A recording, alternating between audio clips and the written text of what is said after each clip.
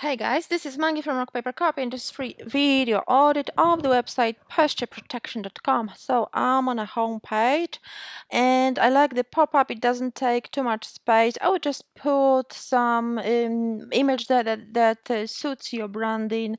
The trees don't really reflect that you are selling this kind of posture protection accessory, so make sure maybe add something within the same niche to build your branding. I like that you are showing product in the hero image. The above the fold area is nicely organized, which is perfect. You've got call to action linking to your product page. It's absolutely perfect. I love that you've got free worldwide shipping information and the details that you are still shipping during COVID-19. So this is important. You've got nicely organized top menu, shop link. Okay, and you've got close-up of the product, the benefits. I would also add button, obviously, to buy the product. Will be even link the image as well. It will be optimized for the conversion. Testimonials look great. Men and women. Okay, so this is for both. I would also link this image to the product, so it's optimized for the conversion. And you've got professional email address. I would just hyperlink it for one-click contact. You've got footer navigation, social media links, which is great. Okay, remember to open social media links in your tab so you don't lose traffic from your own website when someone clicks on Facebook or Instagram. So this is quite important. Okay, so you're selling, so this is one page or one product website. Okay, so I understand it now better.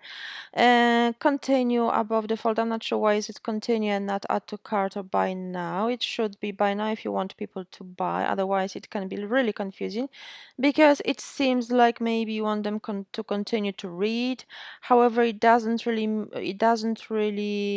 indicate that they can buy here, which can definitely kill sales. Don't confuse buyers. Be as straightforward and as transparent with your calls to action. Don't be too creative because it can definitely affect your conversion rate. However, the rest of the page looks quite nice. Instead of size guide, I would show your product images as the first one. Size guide can be as additional image. However, make sure to show your product images here if you want people to buy it.